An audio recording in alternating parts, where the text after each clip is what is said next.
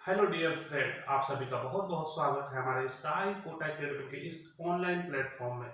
और मैं मोहम्मद बाजमीर आलम, आपका भाई, आपका दोस्त, आपके सामने फिर से हाजिर है एक नया वीडियो लेकर के, जिसमें आज हम बात करेंगे बिहार स्टेट की काउंसलिंग डिटेल की।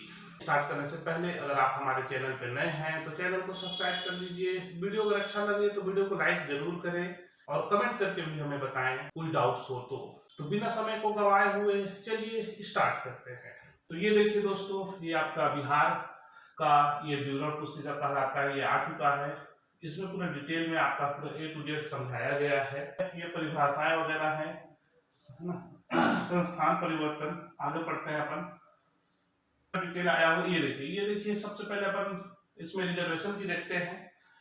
तो बिहार स्टेट में जो है आपका अनुसूचित जाति एससी के लिए 16% है, एसटी के लिए 1% है, ईबीसी के लिए 18% है, बीसी के लिए 12% है और गर्ल्स के लिए 3% है एंड ईडब्ल्यूएस के लिए आपका 10% है। तो ये आपका रिजर्व रखा गया है और 40% जो सीटें हैं वो आपके लिए यूआर के लिए रहेंगी। तो ऐसा पूरा डिटेल है।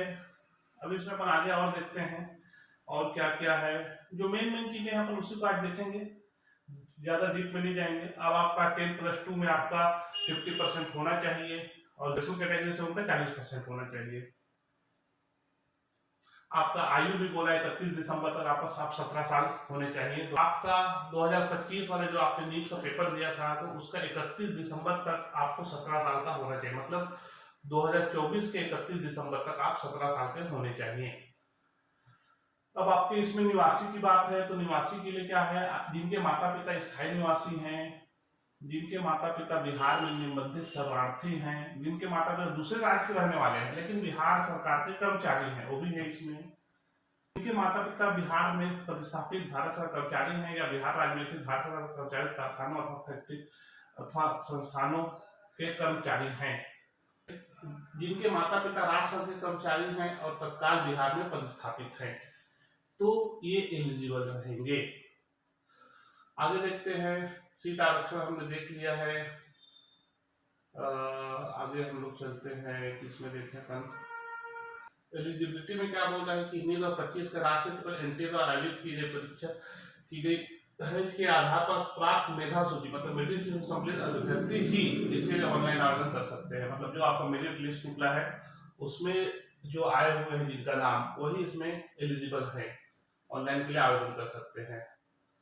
फिर आवेदन की प्रक्रिया स्टेप 1 में आपका मेन जो आईडी मोबाइल नंबर, आधार कार्ड, ये सब आपका होना चाहिए। सेकेंड नंबर में आपका personal information, contact detail, education information, photo scan करना, फोटो अपलोड करना, आपको सिग्नेचर, रिक्वायर्ड डॉक्यूमेंट, ये सब चीजें मोस्टली ये सब चीजें नॉर्मल चीजें हैं। अब अपन फीस देख लेते हैं।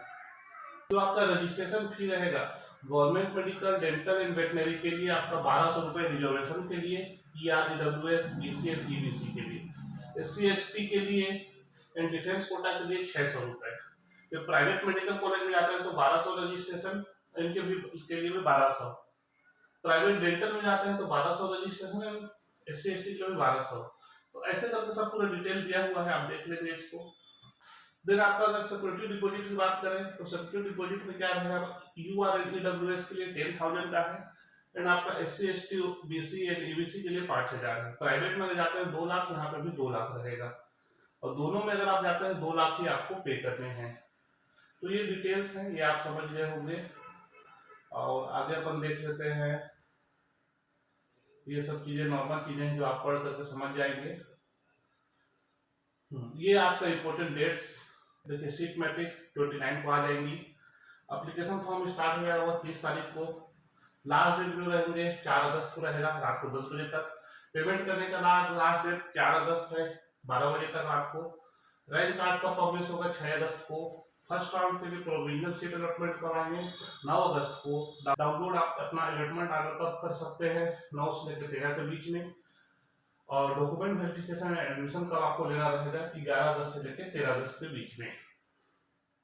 क्या क्या डॉक्यूमेंट लगना, ओरिजिनल आपको लेके जाना। देखिए, एडमिट कार्ड, स्कोर कार्ड, फिर passing certificate, marksheet, admit card of matric and equivalent exam, passing certificate, marksheet, admit intermediate 10+2, residential certificate, caste certificate अगर आप हैं तो all the certificate document original as per the requirement of admission in private and medical dental college, private medical and dental college. फिर 6 copy of passport size photograph which was pasted on the admit card, जो आपने admit card डाला उसमें 6 copies.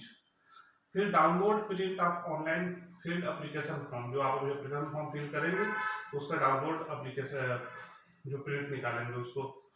फिर Aadhaar card, the check slip and downloaded along with biometric report from 1 copy, check slip and any other document if required such as defence quota, physical quota, ये सब के लिए। तो ये सब चीजें आपको लेके जाने हैं। अब देखिए, candidate must note that online filling application form registration for admission in MBBS BDS as course shall be done once only on the basis of which seat allotted of first round and second round of counseling will be done. No other opportunity will be provided for online registration submission of application under any condition. ये जान लीजिए, round 1 and round 2 में जो भी seat allot होंगे वही condition होगा, उसके अलावा कोई भी नहीं होंगे। और काउंसलिंग से संबंधित जो दिया है उसको आप समझ जाइए, इसी में सब बच्चे डाउटफुल केस में रहते हैं। काउंसलिंग से संबंधित जो प्रक्रिया है उसको अपन समझते हैं, क्योंकि इसी में बहुत ज़्यादा दिक्कतें जाती हैं। जो स्टूडेंट अपने ऑनलाइन रजिस्ट्रेशन, ऑनलाइन काउंसलिंग के समय नामांकन की किसी प्रक्रिया में अथवा नामांकन के बाद अगर अनुचित तरीके अपनाने के दोषी पाया गया, तो रजिस्ट्रेशन का कोई भी इलीगल तरीका अपनाने का दोषी पाया गया तो, या निर्देशों का पालन नहीं कर रहा है, तो उनको रजिस्ट्रेशन की प्रक्रिया से निष्कासित, मतलब बाहर कर दिया जाएगा। ऐसे निष्कासित अभ्यर्थियों के विरुद्ध नियम कानूनी कार्रवाई की जा सकती है। तो प्लीज आपको ऐसा कुछ इलीगल वर्क नहीं करने हैं, ध्यान दीजिएगा।